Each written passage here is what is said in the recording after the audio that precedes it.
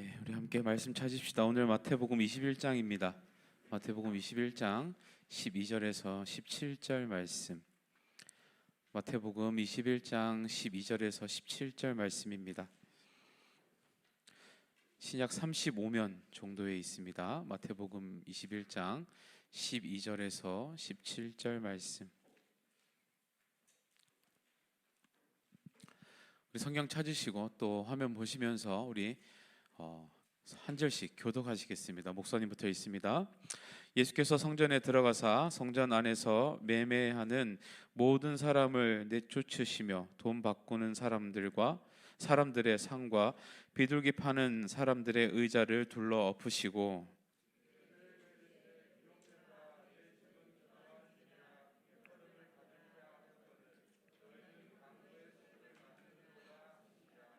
맹인과 저는 자들이 성전에서 예수께 나오매 고쳐 주시니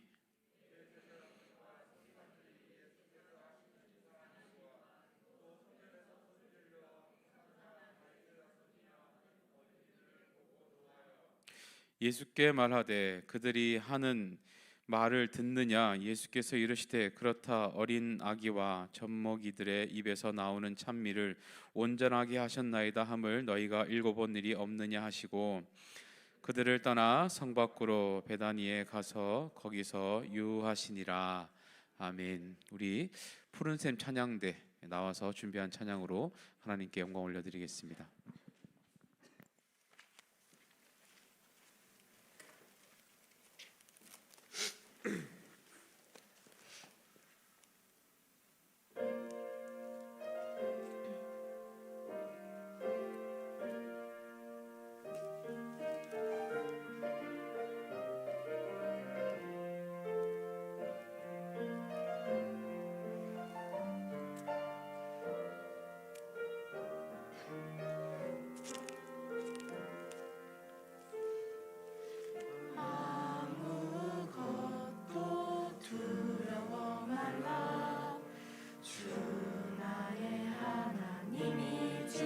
주시네.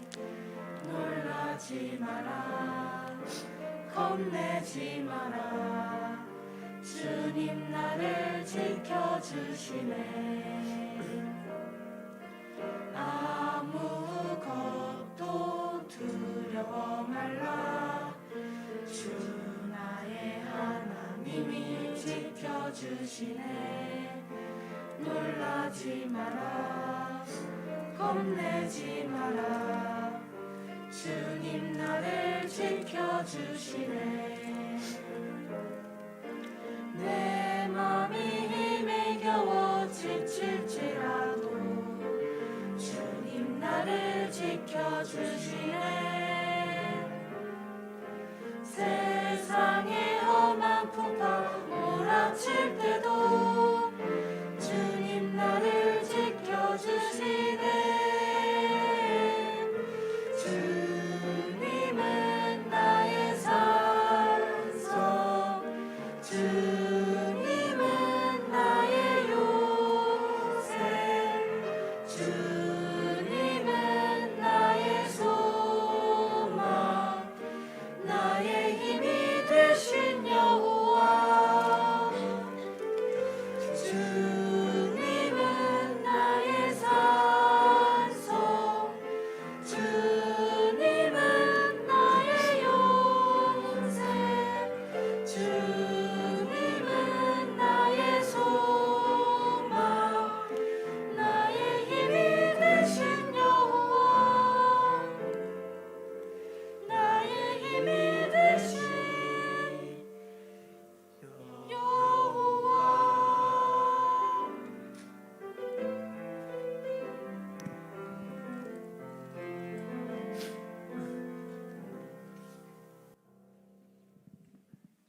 아멘. 귀한 찬양 감사합니다. 지난주에 우리 홈커밍 데이를 보냈습니다. 그죠? 고3 선배들 와서 함께 기도하고 축복하고 그렇게 했는데 그 말인즉 우리 이제 고2 친구들은 진짜 얼마 안 남은 거예요. 그죠? 고2 친구들 고3부에 올라가고 우리 이제 여러분들이 이제 한 학년씩 올라가고 이렇게 되는 겁니다. 여러분들도 이제 2022년이 이렇게 빨리 지나간다는 것에 대해서 여러분들이 아쉬움이 좀 있으면 좋겠습니다. 그래서 여러분들에게 남은 이 기회와 시간들 여러분들이 조금 더 이렇게 소중하게 생각할 수 있는 그런 마음들이 있으면 좋겠습니다. 특별히 오늘은 우리 학습 세례를 받는 친구들이 있습니다. 아마 지금 2부 예배 올라가서 받고 있는 친구들도 있을 텐데요. 여러분들 보시면 이건 친구들끼리도 서로 격려하고 축하할 일입니다. 여러분들 보시면 꼭 축하해 주시고, 또 다음 주 우리 진짜 오랜만에 친구를 초청하는 전도 축제를 거의 3년 만에 하는 거예요, 그죠? 예, 이전에는 뭐 이렇게 학년별 복음 축제도 하고 뭐 이렇게 했었지만 진짜 친구를 초청하는 이런 일은 우리가 진짜 오랜만에 하는 겁니다. 여러분들 기도하시면서 잘 지금 준비하고 있을 텐데, 여러분들 친구들 정말로 이 현장에 잘 초청해서 이 여러분들만 알고 있는 이 기쁨의 비밀들을 여러분들이 좀 같이 공유하고 또 친구들한테도 소개하는 그런 귀한 시간이 될 수 있기를 바랍니다. 또 이렇게 하지? 그러면 우리 또 그 다음 주 이제 보면 11월 마지막 주고요. 그럼 12월이 돼요. 이제 진짜 마지막 달이야. 그러면 그때 뭐 하냐? 이제 또 임원 투표합니다. 여러분들 학생들 중에 또 이렇게 학생 회장부터 해가지고 뭐 투표합니다. 회에서 인사시키고 나면 1년 끝이에요. 그럼 크리스마스 오고 진짜 뭐 얼마 안 남았지, 그지? 그러니까 여러분들이 여러분들에게 주어진 기회가 그렇게 많지 않다는 걸 여러분들이 늘 마음속에 생각하시면 좋겠고, 또 그렇지만 그 작은 기회들 속에서 목사님과 우리 선생님들은 어떻게든 여러분들에게 최고의 또 최선의 경험들을, 신앙의 훈련들을 쌓게 하려고 부단히 노력하고 애를 쓰고 있습니다. 이번에는 목사님 생각인데요, 다가오는 내년 겨울 수련회는 1박 2일로 어디 가서 할까 생각 중이에요. 예, 지금 찾고 있어요. 여러분들하고 할 수 있는 공간, 다음에 또 그렇게 멀지 않은 거리에서 이렇게 하는 거를 생각 중입니다. 그러니까 이제 여러분들도 같이 기도해 주시고, 또 이게 분위기라는 게 또 필요하거든요. 이제는 그렇게 해도 괜찮겠다라는 이제 그런 분위기도, 좀 안전하다고 느끼는 우리 그런 분위기도 필요합니다. 그러니까 여러분들이 그 분위기를 만들어 주시는 건 뭐냐면요, 코로나가 5만 명이 되든 1만 명이 되든 아무 상관없이 예배 나오고 반별 모임하고 교회에서 하는 이런 경험들이나 행사들에 대해서 우리는 전혀 위협을 느끼지 않고 잘 참여합니다라는 것들이 보여질 때에 그런 것들이 근거가 돼서 여러분들 수련회도 할 수 있게 되고 뭐 신입생 환영회도 할 수 있게 되고 막 이렇게 되는 겁니다. 그리고 목사님은 제일 하고 싶었던 게 뭐였냐면, 학생 임원들이 뽑히면 걔네들을 데리고 막 어디 막 저기 뭐야 MT 가가지고 막 그런 것도 하고 싶었어요. 그런데 못했습니다. 그동안 계속 못했어요. 그러니까 여러분들이 어떻게 보면 손해를 본 게 많은 거지. 그리고 여러분들 비전 여행도 못 가게 됐고요, 그죠? 많이 이렇게 중단이 됐는데 지금부터 우리 다시 시작하면 됩니다. 여러분들 기도하시고 또 이렇게 이 전도 축제나 이런 모든 것들에 대해서 여러분들이 편안하게 느끼시면서 늘상 하던 일인 것처럼 여러분들이 이렇게 잘 참여하시면 분명히 여러분들에게 또 좋은 기회가 열리고 그것이 또 여러분들에게 또 은혜가 되는 그런 일들이 많이 있을 거라고 생각합니다. 오늘은 우리 마태복음 21장, 우리 마태복음 강해 우리 늘 하던 대로 이제 순서대로 진행을 하는데요. 여러분들한테 한번 묻고 싶은 게 있어요. 뭐냐 하면, 여러분들이 혹시 이 세 가지 경우 중에서 제일 화가 나는 게, 제일 열받는 게 어떤 건지 한번 손을 한번 들어봅시다. 첫 번째 경우야. 친구들하고 PC방 가서 열심히 게임을 하고 있는데 누가 PC방 전체 전원을 내렸어요. 벌써 나오는데. 예.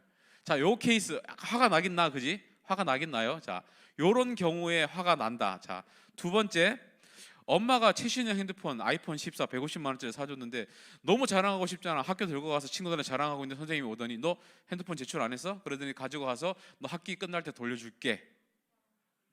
요 경우. 자, 세 번째 케이스는 친구들끼리 모여 있는데, 그러니까 나는 빠져 있고 친구들끼리 이렇게 모여 있는데 막 한참 얘기를 하길래 지나가면서 들어보니까 내 뒷담화를 하고, 근데 그게 있는 얘기도 없는 얘기, 거짓말과 루머로 나를 욕하고 있다. 자, 요 세 가지 중에 나는 어떤 경우가 제일 화가 난다. 자, 1번, 나는 PC방에서 게임 열심히 하고 클라이막스 이제 완전히 공성전 이기기 직전인데 누가 PC방에 전원을 내렸다. 요게 제일 화가 나는 사람 손 한번 들어봅시다. 세 개 중에. 너네 집에 인터넷 안 들어와? 너네 아직도 집에 브라운관 TV 보니? 이건 이 정도는 화가 안 나요? 아니면 목사님한테 잘 배워가지고 이 정도는 화가 안 나는 사람들인가? 자, 두 번째, 학교 선생님이 최신형 폰을 가져가서 학기 마칠 때 준다고 했다. 화가 난다. 핸드폰에 목숨 건 친구들이 좀 있네요. 예, 그거는 뭐 화날 수 있어요. 세 번째, 내가 아무것도 안 했는데 내 거짓말하고 나한테 내 욕을 뒤에서 하고 있다.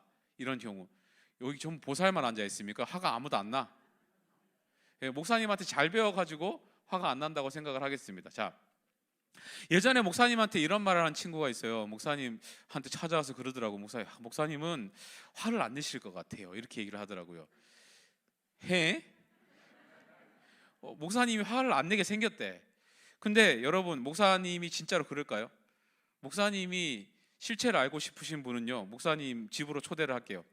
와보세요. 아마 하루만 같이 있으면 목사님의 아내가 진짜 대단한 사람이구나 하는 걸 알게 됩니다. 예. 목사님도 화를 내요.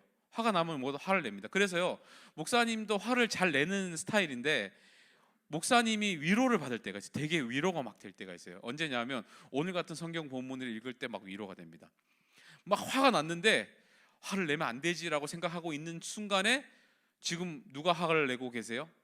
예수님도 화를 내는 걸 보면서 뭐 예수님도 화 내셨는데 나도 뭐 사람인데 뭐 화를 낼 수 있지라고 생각하면서 목사님도 위로를 좀 받는 겁니다. 그런데 중요한 거는 목사님이 화를 낸다는 게 아니라 왜 화가 났냐 하는 거예요. 지금 예수님이 왜 화가 나셨는지를 우리가 알아야 될 거 아니에요. 그러니까 성경을 읽다 보면요, 예수님이 이렇게까지 화를 내신 적이 있는가 싶을 만큼 오늘 화를 많이 내고 있습니다. 예수님이 이 독사의 자식들아 뭐 이런 말로 화를 내신 적은 있거든요. 근데 오늘은 말 플러스 뭐도 하셨어요? 예, 고급 스킬까지 하셨어요. 상 뒤집어 엎기까지 하셨어요. 그러니까 이렇게까지 화를 내신 적이 있는가 생각해 보면 거의 없는 것 같아요. 그러니까 무슨 말이냐면 지금 예수님이 보실 때 지금 제일 화가 나고 제일 심각한 상황이 오늘 지금 우리가 읽은 이 상황이라는 거예요. 자, 그러면 우리가 예수님이 화가 나신 상황만 잘 이해해도 적어도 예수님한테 야단 맞으면서 사는 인생은 안 되겠지, 그지? 그걸 우리가 한번 배워보자는 거예요. 자, 지금 예수님이 화가 너무 났어요. 너무 났어 지금. 예. 그런데 왜 오늘 이 상황이 뭔지 잘 보면 지금 예수님이 예루살렘으로 입성을 하시는 과정이에요. 예루살렘에는 지금 왜 들어가시냐 하면 곧 십자가를 지시는 그 일을 감당하시기 위해서 예루살렘으로 가시는 상황이었어요. 그러면 예루살렘에 가셔서 예수님이 가장 먼저 방문하신 곳이 어디인가 하면 오늘 이 성전이라는 곳입니다. 여러분, 성전은 뭐 하는 곳입니까? 성전은 뭐 하는 곳이에요? 당연히 예배드리는 곳입니다. 당연히 하나님을 만나는 장소예요. 그러니까 예수님이 십자가를 지시기 전에 성전부터 가셨다는 것은 이해가 되죠. 왜? 하나님의 일을 완성하러 가는 자리니까 그 전에 하나님 만나고 하나님 앞에 기도도 좀 하고 자기 마음도 정리를 좀 하고 그러고 하면 좋잖아. 그러니까 지금 예수님이 성전부터 방문을 하신 거예요. 그런데 이 성전에 관해서는요, 이스라엘 역사 가운데 세 번의 큰 사건이 있습니다. 첫 번째 사건이 뭔가 하면 이 바로 솔로몬이 제일 먼저 이 성전을 짓습니다. 솔로몬이 성전을 정말 아름답게 지어요. 얼마나 화려하고 아름답게 지었냐면 이 성전이요, 모든 벽이 금이었고 대부분의 장식들이 백향목이라는 아주 비싼 나무로 장식을 할 정도로 아주 화려하게 지은 곳이었어요. 그런데 그 성전이 어떻게 되죠? 포로 시절에 완전히 무너지고 불타버립니다. 없어져요. 그리고 두 번째 이 성전에 관한 역사가 있는데 두 번째는 뭐냐 하면 바로 포로 시절 끝난 다음에 포로 귀환 후에 스룹바벨이라는 이 사람의 중심으로 되어서 이 성전이 다시 한번 재건이 됩니다. 물론 솔로몬이 지었던 성전에 비하면 초라했지만 그래도 이스라엘 백성들은 하나님 중심으로 살아가는 민족이었기 때문에 내가 먹고 사는 집보다 하나님이 계셔야 하는 곳이 더 중요하다는 마음으로 성전 재건부터 시작했어요. 포로로 귀환했다가 돌아오니까 내가 살던 곳이 상태가 괜찮았을까요? 아니면 엉망이었을까요? 엉망진창이었어요. 내가 살던 집도 다 무너지고 아무것도 없었어. 그런데 이스라엘 백성들이 이거는 하나님 성전부터 먼저 만들어야 돼 하면서 마음을 모아가지고 만든 성전이 이 스룹바벨이 중심으로 돼서 만들었던 성전이었습니다. 그리고 세 번째 성전이 뭐냐 하면 오늘 지금 예수님이 들어가고 계시는 헤롯 성전이라는 곳이에요. 이 두 번째 성전도 이방 민족의 침략으로 나중에 무너져요. 그리고 세월이 흘러 폐허가 되었는데 이 헤롯이라는 사람이 이스라엘 백성들을 위해서 성전을 다시 지어주는 거예요. 고마워요, 안 고마워요? 근데 고마운 상황이 아니야. 왜냐하면 이 헤롯이라는 사람이 이 앞선 첫 번째와 두 번째 성전을 지었던 그 이유와 똑같은 이유로 성전을 짓지를 않았어요. 그러니까 이전에는 왜 성전을 지었지? 하나님이 계셔야 되는 곳이라는 마음으로 솔로몬이 지었고 나머지 귀환했던 포로 귀환자들이 성전을 지었잖아. 근데 이 헤롯이라는 사람은 하나님이 계셔야 하는 곳이라는 생각으로 지은 게 아니에요. 이 사람은 다분히 정치적인 목적을 위해서 지었어요. 왜냐하면 이 헤롯이라는 사람은 이방인이었습니다. 에돔의 족속이었어요. 그런데 이 사람이, 즉 다시 말하면 유대인이 아니었다는 거예요. 그런데 이 사람이 뭐로 임명을 받는 거야? 유대인의 왕, 총독으로 임명을 받는 거예요. 그러니까 유대 사람들이 이 사람을 좋아했을까 안 좋아했을까? 안 좋아하지. 왜? 유대 사람들은 혈통을 굉장히 중요시 여기니까. 혈통이 중요한 유대 사람들한테 유대인이 아닌 사람이 자기의 지도자라고 딱 하면 인정을 안 하는 거예요. 그러니까 어떻게 하면 이 유대인들에게 내가 인정을 받을 수 있을까 고민하다가 이 헤롯이 내린 결론이 뭐냐 하면, 이스라엘 백성들은 하나님 중심으로 사는 사람들이니까 성전을 만들어주면 날 인정해 주겠지라고 생각합니다. 그래서 그때부터 성전을 몇 년 동안 짓냐면요, 무려 46년 동안 성전을 만들어요. 대단하게 만들었습니다. 엄청 예쁘고 화려하게 만들었어요. 거기에 지금 예수님이 들어가시는 거예요. 자, 상황이 이해가 되죠? 그러면 옛날보다 훨씬 커졌고 훨씬 예쁘고 훨씬 좋게 지어진 그 성전에 들어가면 마음이 어때야 될까? 여러분들 유럽 여행 가본 사람 꼭 가시길 바랍니다. 그런데 오래된 수백 년 된 이런 성당에 들어가면 첫 이미지가 어떨까요? 우와 라는 기분부터 듭니다. 그렇게 46년 동안 만들었던 그 대단한 성전에 예수님이 들어갔을 때 첫 기분이 어때야 될까요? 오, 괜찮네 라는 생각이 들어야 정상이죠. 그런데 예수님이 들어가시자마자 화를 내셨다는 거예요. 이유가 뭐예요? 예수님의 생각으로는 이 성전에 들어가서 본인이 가장 먼저 하고 싶었던 게 뭘까요? 예배하고 기도하는 거였겠지. 근데 들어가는 순간 딱 눈에 펼쳐진 게 뭐예요? 온갖 벼룩시장, 온갖 동네 마트, 온갖 잡상인들이 가득한 그런 곳이었다는 거예요. 예수님이 그걸 보고 화가 나신 거예요. 성전에 제사 지내러 들어온 사람들보다 장사꾼들이 훨씬 더 많았다는 거예요. 왜 그렇게 됐을까? 예를 들면 이런 거예요. 우리 계산교회가 매주 예배를 드리잖아요. 그런데 예배 드리러 들어오는 그 로비부터 장사하는 사람들이 가득 차 있는 거예요. 예를 들면 성경책 갖고 와세요? 안 갖고 왔는데요, 빌려드릴게요. 5,000원 갖고 올라가세요. 이런 거. 지금 슬리퍼 신고 오셨네요? 올라갈 때 슬리퍼 신으면 안 돼요. 운동화 빌려드릴 테니까 요거 몇천 원. 지금 그 상황이 벌어져 있는 거예요. 이해가 되십니까? 예. 화가 날까 안 날까? 예수님 입장에서 너무 화가 나는 거예요. 근데 왜 이런 현상이 일어났는가? 역사를 좀 이해할 필요가 있는데요, 이 당시에 성전은 사람들이 왜 찾아갔다고요? 예배드리고 제사 지내러 가는 거예요. 그러면 제사 지낼 때는 뭐가 필요하죠? 제물이 필요합니다. 그때 당시에 사람들이 제물을 왜 가지고 갔을까요? 자신의 죄를 사하김 받기 위해서 그 제물을 대신 드리는 거예요. 그러면 그때 율법이 정한 동물들이 있었습니다. 양이라든지 염소라든지 비둘기라든지.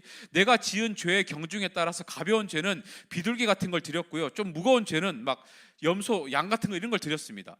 그러면 내가 지은 죄니까 제물을 누가 갖고 와야 돼요? 내가 가지고 와야 되는 거예요. 그런데 거기에 오는 모든 사람들이 성전 주변에만 살았을까요? 그렇지 않다는 거예요. 아주 멀리 사는 사람들도 왔다는 거예요. 그러니까 그 사람들이 아주 멀리서부터 내가 드릴 제물, 그 동물을 데리고 오는 겁니다. 그럼 데리고 오다 보면 그 동물이 지칠 수도 있고 상할 수도 있고 병이 들 수도 있고, 처음에는 건강하게 출발했는데 막상 도착할 때쯤 되면 상태가 안 좋을 수도 있잖아요. 그런데 문제는 뭐냐 하면 제물로 드려져야 되는 이 동물들은 아주 무흠해야 됐어요. 그러니까 흠이 없었어야 됐어요. 근데 막상 힘들게 데리고 와가지고 제사장한테 제가 바칠 제물입니다 하고 보여줬더니 제사장이 발톱도 갈라져 있고 힘도 없고 살도 많이 빠져 있고 상태가 안 좋은데 이거는 부적격. 이렇게 되면 어떻게 해요? 내가 그러면 제사를 못 지내는 거야. 그러니까 사람들이 부랴부랴 와서 그 주변에 좋은 재물을 찾는 사람들이 생기기 시작한 거예요. 근데 그걸 딱 보고 사람들이 어떤 생각을 해요? 장사꾼들은 그러면 내가 가축을 괜찮은 것들을 데리고 있으면 되겠네, 오는 사람들한테 팔면 되겠네 라고 생각을 하는 거예요. 그리고 그 사람들이 처음에는 하나 정도였겠죠. 가게가 하나 정도였겠지. 근데 장사가 너무 잘 되는 거야. 그러니까 가게가 2개가 되고 3개가 되고, 나중에는 제사장들한테 뒷돈까지 줘가면서 나도 가게 열게 해주세요, 나도 가게 열게 해주세요. 그렇게 해서 성전 안에 그 앞마당에 그거 파는 사람들이 엄청 많았던 거예요. 또 한 가지 이유가 또 뭐가 있었냐면, 성전에 들어갈 때에는 그 당시에 성전세라는 것을 냈어야 됐습니다. 성인 한 사람당 반세겔이라는 돈을 냈었어야 돼요. 그러니까 우리로 치면 한 20만 원 정도 되는 돈입니다. 일종의 헌금 같은 거예요. 그런데 헌금을 아무렇게나 낼 수가 없는 거예요. 예를 들면 그 당시에 통용되는 화폐가 있었습니다. 로마의 황제가 얼굴이 그려져 있는 금화 같은 게 있었어요. 은화 같은 거. 이거 낼 수 있어요? 없어요? 안 받아줬습니다. 왜? 이방 민족의 돈이니까. 그냥 성전에 낼 때는 성전에서 내야만 하는 정해진 돈이 있었어요. 그러면 나는 동전이 로마에서 쓰는 그 화폐밖에 없었다면 어떻게 해야 돼요? 바꿔야 되겠죠. 바꿔주는 데를 뭐라고 해요? 환전소라고 하죠. 여러분들 외국 여행 갈 때 공항에서 뭐 해요? 환전해서 가잖아요.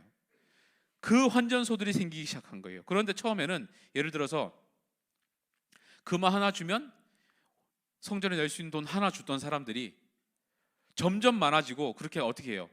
2개 줘야 하나 주고 3개 줘야 하나 주고, 이렇게 바뀌는 거예요. 환율이 점점 올라가요. 그런 식으로 돈을 더 떼먹는 사람들이 점점 많아지는 거예요. 그러면 장사가 돼, 안 돼? 잘 되는 거잖아. 그러니까 또 사람들이 모이기 시작해요. 나도 하게 해주세요, 나도 하게 해주세요, 나도 하게 해주세요. 제사장한테 또 뒷돈 주고, 난리도 그런 난리가 없는 거야. 그것뿐이었겠습니까? 사람들이 많이 모이면 뭐도 필요해요? 식당이 필요하겠죠. 성전 주변에 사람들이 밥 먹을 수 있는 식당들이 많았을 거예요. 또 뭐도 필요하죠? 하루만 있다 갑니까? 아니죠. 며칠씩 있을 겁니다. 그러면 뭐 필요해요? 여관 필요하잖아. 숙박업소. 숙박업소도 많이 생겼을 거예요. 그러니까 흡사 이 성전 주변이 일종의 번화가처럼, 사람들이 노는 유흥가처럼 그렇게 변해 있었을 거라는 거예요. 그러니까 애초에 예수님은 성전에 지나갈 때 주변에 그렇게 번화가처럼 되어 있는 상황들을 보면서 화가 난 상태였는데, 들어가서 앞마당에 보니까 이쪽에서는 동물 팔고 이쪽에서는 환전을 하는 걸 보면서 지금 화가 너무 나신 거예요. 단순히 성전 안에 가게들이 생겼다, 주변이 번화가가 됐다 때문에 화가 나셨을까요? 더 큰 문제는 뭐냐 하면, 예수님이 화가 나신 더 큰 문제는, 물론 멀리서 오는 사람들은 가까이서 사는 게 좋을 수도 있습니다. 돈이 없으면 환전을 해야죠. 그런데 문제가 뭐예요? 사람들한테 성전이라는 곳이 뭐라고 인식이 되는 거예요? 성전 오면 무조건 예배 드려야 돼, 성전 오면 하나님 만나야 돼, 성전은 꼭 하나님과 만남이 있는 곳이야 라고 생각하지 않고 뭐라고 생각하기 시작할까요? 성전 이꼴 돈벌이 수단, 이렇게 되는 거예요. 이게 더 문제인 거죠. 성전을 생각할 때 한몫 잡는 곳. 여러분들 휴가 가면 거기에 휴가 때만 왜 비싸게 팔아요, 사람들이? 왜? 그때 아니면 못 사요. 그때만 먹는 거예요. 그러니까 어쩔 수 없이 먹어야 돼. 그러니까 비싸도 사는 거예요, 사람들이. 거기서 장사하는 사람들은 그때 딱 벌어가지고 1년 그냥 버티는 거예요. 그런 상황이 벌어지는 거예요. 그 당시에 예루살렘 인구가 6만 명 정도 됐었습니다. 6만 명. 그런데 이스라엘의 3대 절기가 되면 몇 명 정도가 모였냐면 대략 12만 명에서 20만 명 정도가 모였습니다. 어마어마했을 거예요. 그 사람들이 절기를 지키러 오는데, 우리로 치면 추석, 명절 지키러 오는 건데 돈을 조금만 쓰고 가겠습니까? 여러분들 추석에 돈 많이 쓰잖아요. 이스라엘도 똑같아요. 자기들 명절 때는 돈을 많이 쓴다고요. 그러니까 성전에 모여가지고 평소에 6만 명 살던 사람들이 20만 명이 모이면 돈을 얼마나 쓰겠냐고. 그러니까 이때만 장사를 잘해도 1년이 편한 거예요. 그러다 보니까 성전 이꼴 뭐예요? 한몫 잡는 날, 한몫 잡는 기간, 이렇게 되는 거예요. 그러니까 예수님이 화가 나시 않을 수가 없는 거죠. 이미 성전의 주변이 성전답지 못한 상태로 변해 있고, 성전 안뜰조차도 이미 그 앞마당도 장사꾼들이 가득하게 되어 있고, 성전에 오는 사람들이 하나님을 만나야 된다는 생각보다는 그 사람들 쳐다보면서 나도 기회가 있으면 저렇게 한몫 잡고 싶고 저 장사 한번 해보고 싶고, 이런 마음으로 찾아오는데 예수님이 화가 안 날 수가 없는 거예요. 그러니까 예수님이 얼마나 화가 나셨으면 갑 한 대를 그냥 뒤집어 엎어버리는, 에이 독사의 자식들아 정도가 아닌 거예요. 갑 한 대를 그냥 엎어버렸어요. 이 사건이 얼마나 충격적이었으면요, 여러분들 성경을 읽어보시면 사복음서에 마태복음, 마가복음, 누가복음, 요한복음, 이걸 사복음서라고 하는데 그 네 가지 복음서에 이 사건이 다 기록이 되어 있습니다. 모든 제자들에게 충격적인 일이었어요. 예수님이 뭐라고 화를 내시고 야단을 치시냐면요, 13절 우리 함께 읽어봅시다. 13절 말씀 함께 읽습니다. 시작. 그들에게 이르시되 기록된 바 내 집은 기도하는 집이라 일컬음을 받으리라 하였거늘 너희는 강도의 소굴을 만드는도다 하시니라. 여러분, 여기에서의 강도가 무슨 의미냐면, 여러분 편의점 같은 데 가가지고 뭐 물건 훔치는 좀도둑 정도를 강도라고 얘기하지 않습니다. 여기서 얘기하는 강도라는 단어는요, 주로 폭도를 지칭할 때 쓰는 단어예요. 예수님 십자가에 돌아가실 때 양쪽에 누가 매달려 있었죠? 예, 강도 2명이 매달려 있었습니다. 그 사람들이 폭도들이었잖아요. 그 사람들을 지칭하는 단어랑 똑같은 단어입니다, 지금 이게. 근데 그 사람들이 십자가에 왜 달렸죠? 사형받은 겁니다. 무슨 말인가 하면, 여기서 예수님이 말하는 강도라는 단어는 사형을 받아도 될 정도의 심각한 잘못을 한 사람들이라는 표현으로 예수님이 하신 거예요. 그러니까 예수님이 보실 때 이 장사꾼들이 폭도랑 똑같다고 생각을 하시는 거예요. 예수님은 그만큼 심각하다고 생각을 하시는 거예요. 예. 그런데 더 재밌는 장면이 뭐냐면요, 14절이에요. 한번 봅시다. 14절 우리 함께 있습니다. 읽어봅시다. 시작. 맹인과 저는 자들이 성전에서 예수께 나옴에 고쳐주시니. 되게 웃긴 거예요. 지금 방금 전까지 예수님 뭐 하셨어요? 화를 막 내시고 가판을 다 뒤집어 엎으셔놓고 갑자기 돌아서서 맹인들, 안 보이는 사람하고 잘 못 걷는 사람들을 고쳐주세요. 갑자기 기도해 주시는 거예요. 그러니까 약간 어떤 상황인가 하면, 여러분들이 집에 갔는데 엄마 아빠가 막 싸우고 있어요. 갑자기 당신이 돈을 이거밖에 안 벌어주고 집안 살림은 엉망이고 막 싸우고 있는데, 집에 들어갔더니 갑자기 아들 왔어? 엄마 아빠가 지금 싸우고 있는데 잠깐만 방에 들어가 있어. 사랑해. 이런 사람 있습니까? 좀 있나 본데. 지금 예수님이 약간 그 상황을 지금 펼치신 거예요. 좀 전만 해도 다 뒤집어 엎고 지금 난리를 쳤는데 갑자기 돌아서서 이 사람들을 축복해 주시고 낫게 해주시고 지금 그 상황을 지금 연출하신 거예요. 왜 그러시냐는 거예요. 여러분 잘 생각해야 되는 건요, 왜 예수님이 이렇게 하셨냐 하면, 그 당시에 맹인들과 다리 저는 사람이 성전에 들어갈 수 있었을까요? 없었을까요? 못 들어갔습니다. 이유는 뭐예요? 그 사람들은 부정한 사람들이에요. 부정해서 저주를 받아서 하나님 앞에 벌을 받아서 눈이 안 보이고 장애인이 됐다라고 평가받던 사람들이었어요. 그런데 예수님이 그 사람들을 고쳐주신 거예요. 자격을 부여하신 거예요. 누구보다 은혜가 필요한 사람들이잖아요. 누구보다 하나님 만나고 싶은 사람들이었을 거 아니에요. 누구보다 은혜가 간절했던 사람들일 거 아니에요. 그러니까 그 사람들한테 예수님이 찾아가셔서 고쳐주시고 자격을 부여하셨어요. 그리고 뭐예요? 이제 너네들 성전에 마음껏 들어가라는 겁니다. 성전은 이런 사람들이 들어가는 곳이지, 하나님의 은혜가 필요한 사람들이 들어가는 곳이지, 장사꾼들 너희 같은 사람들이 있어야 될 곳이 아니라고 지금 보여주시는 거예요. 보라는 거예요. 지금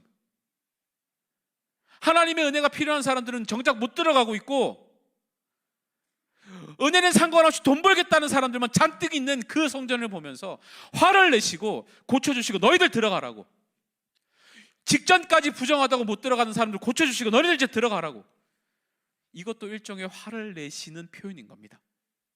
지금 너희들이 얼마나 잘못하고 있는지를 지금 예수님이 지적하시는 거예요.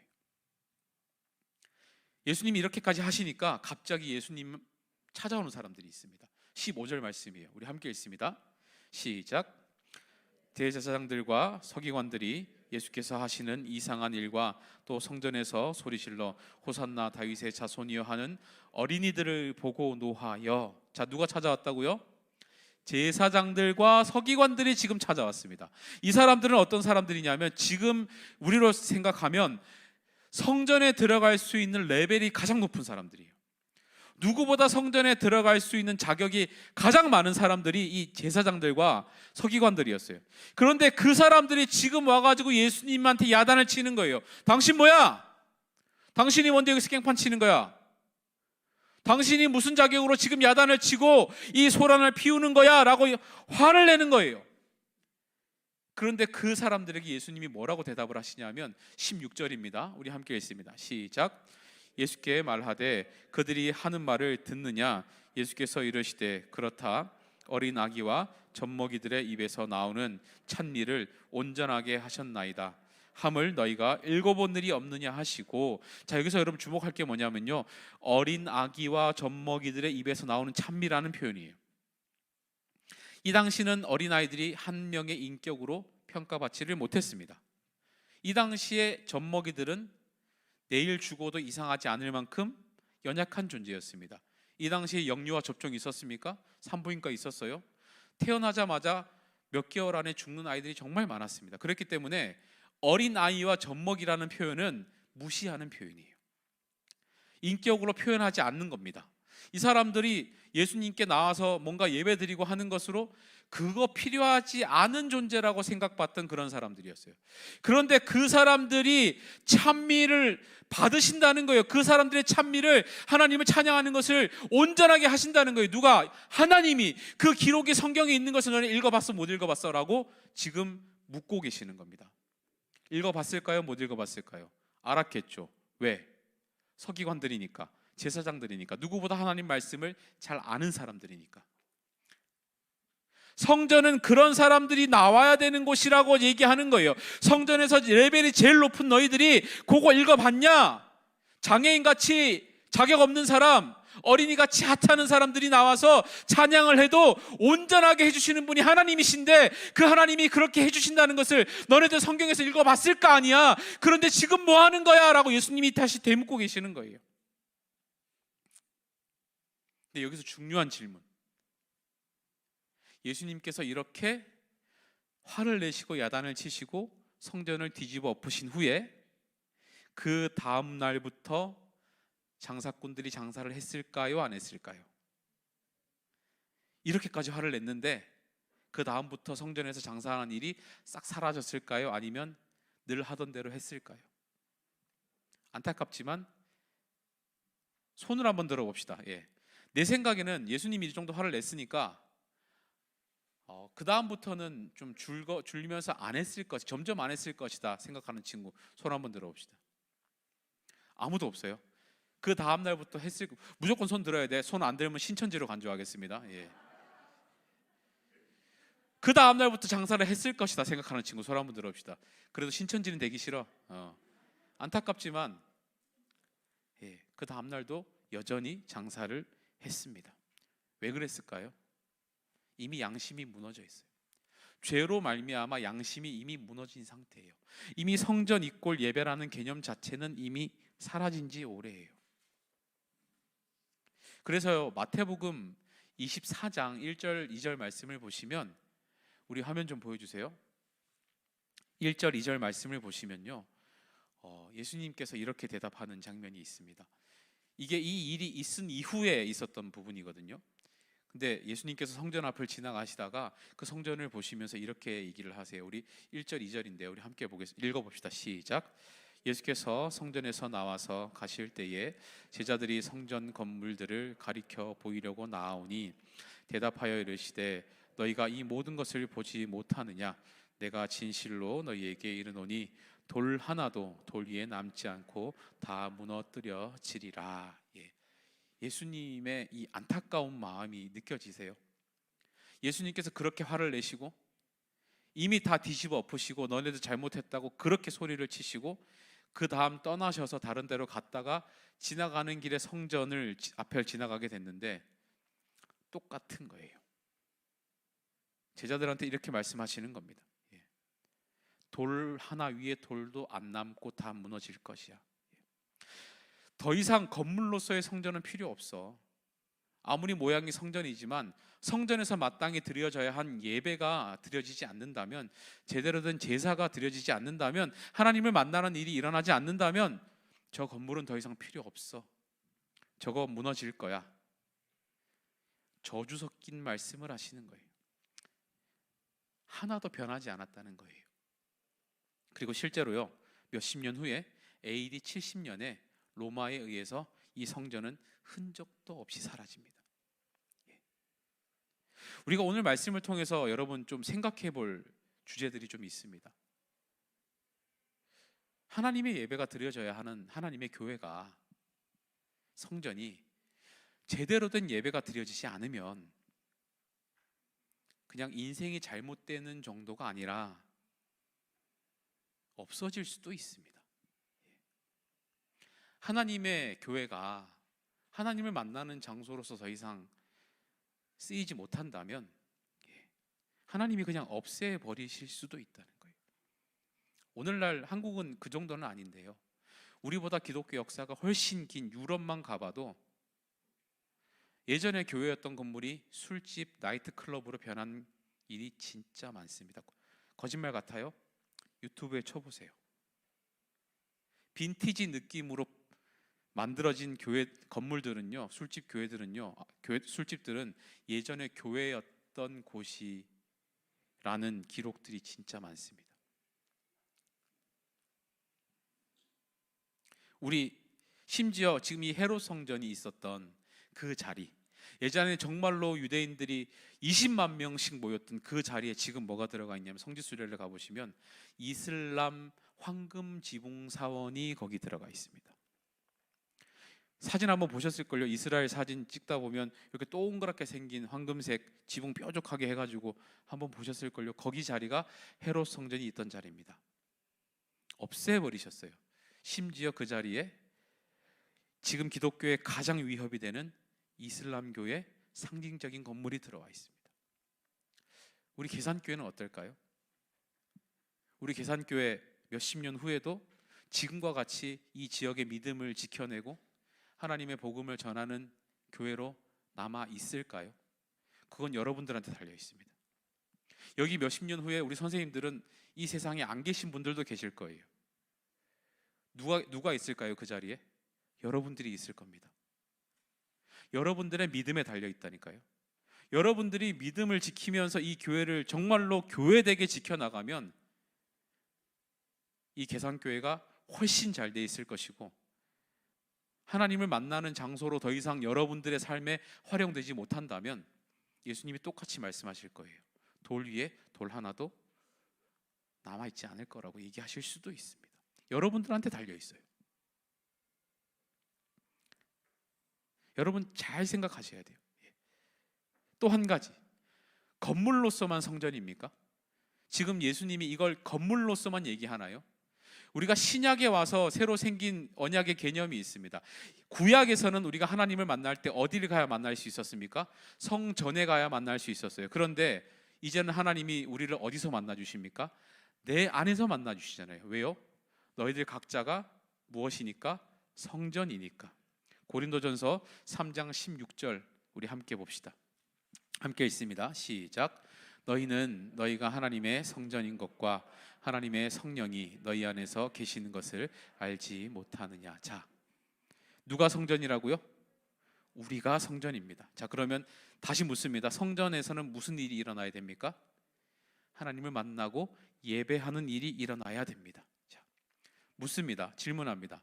지금 성전인 나를 보시면서 하나님이 뭐라고 평가하실까요? 지금 각자 성전인 여러분들을 보면서 하나님이 뭐라고 평가하실까요? 여러분들이 이 성전은 하나님이 보시고 뒤엎으실까요? 아니면 만족하실까요? 여러분 잘 생각하셔야 돼요. 예수님이 화를 가장 많이 내셨을 때는요, 성전이 더럽혀졌을 때 가장 많이 화를 내셨어요. 지금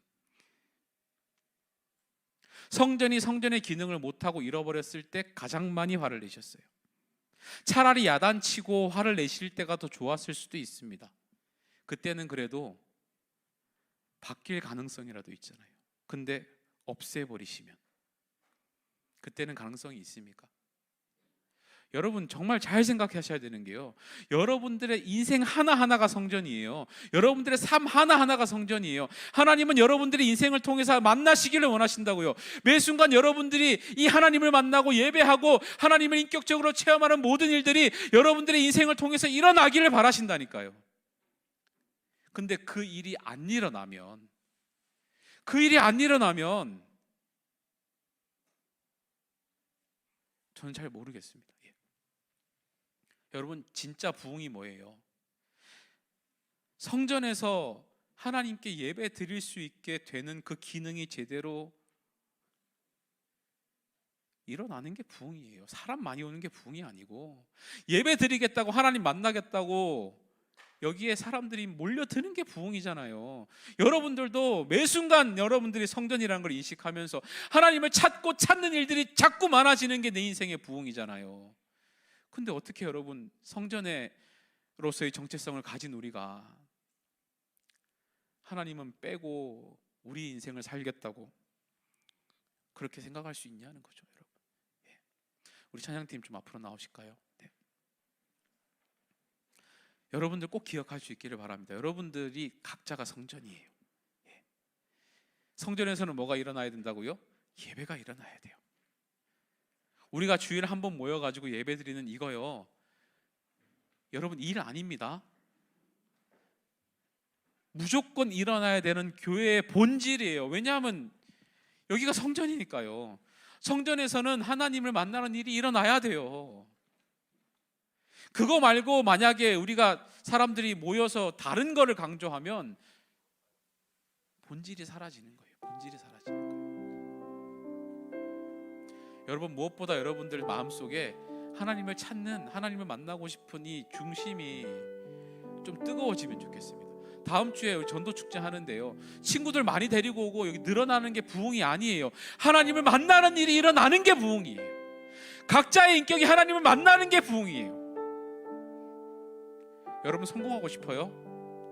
잘 되고 싶어요? 꿈을 가지고 무슨 좋은 학교 가고 싶고 정말 그래요? 각자가 성전이라는 그 개념을 잃어버리고 성공하면 무슨 소용이 있습니까? 하나님 없는 성공이 우리 인생에 뭐가 그렇게 대단할까요? 여러분, 꼭 기억하시기 바랍니다. 여러분들 각자가 성전입니다. 그리고 성전에서는 무슨 일이 일어나야 된다고요? 하나님을 만나는 일이 일어나야 돼요. 그것을 잃어버렸을 때 예수님은 성전에 있는 사람들 향해 강도라고 얘기했고요, 그것을 계속적으로 잃어버렸을 때 돌 위에 돌 하나도 남기지 않고 없어질 거라고 얘기하셨어요. 여러분들에게 하나님을 향한 목마름이 있기를 바라고, 정말로 내 인생을 청결하게 해서 하나님을 만나는 일이 내 삶 가운데 매 순간 좀 있게 해달라고, 좀 그런 우리 기도하고 찬양하면 좋겠습니다. 이 시간 함께 정결한 마음